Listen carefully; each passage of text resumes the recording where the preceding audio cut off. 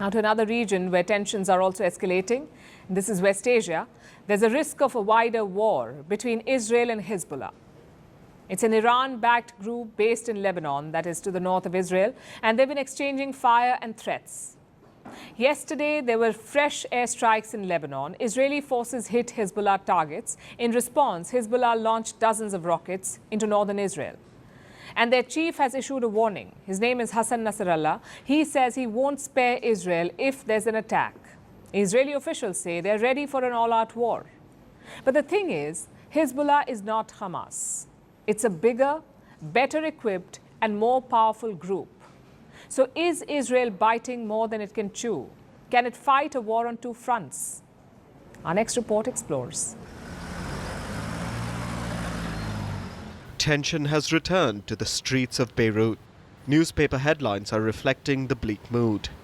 After the warning from the Hezbollah chief,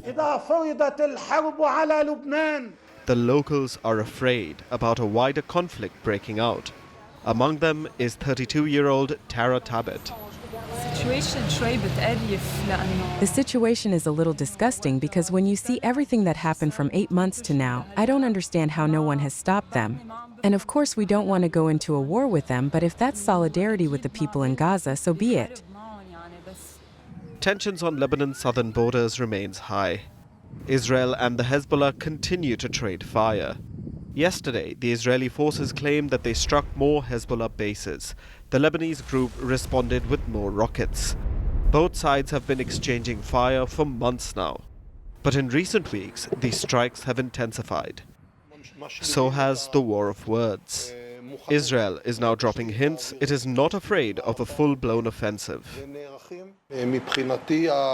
We are completing the land and air readiness, strengthening the intelligence systems, and preparing for any possibility. We have to remember the basic situation, that Hezbollah started a war against us. We have an obligation to change the situation in the north.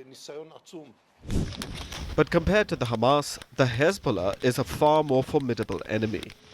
For starters, Hezbollah has a bigger arsenal. With the assistance of allies like Iran, Russia and Syria, the Hezbollah has accumulated at least 130,000 rockets and missiles. Potentially, this stockpile can overwhelm Israel's air defenses. Earlier this week, the Hezbollah issued a grim reminder of these capabilities. They released a video which is believed to be surveillance footage. It features prominent Israeli locations, Israeli military sites, residential cities with high populations of civilians, malls and high-rise buildings, and the port of Haifa. On the ground, Hezbollah has a large number of fighters. In 2021, their chief, Hassan Nasrallah, had claimed that the group had some 100,000 fighters, but it is widely believed that more fighters have joined the ranks since. They are unfazed by Israel's threats. Earlier this month, an Israeli strike killed a senior Hezbollah commander. At his funeral, the group issued a rallying call. If the enemy, as is broadcast by media outlets every day, the enemy is screaming and moaning about what happened to him in northern Palestine, let him prepare himself to cry and wail. The Hezbollah sees its cross-border attacks as low-intensity conflict, designed to convey their support for Hamas.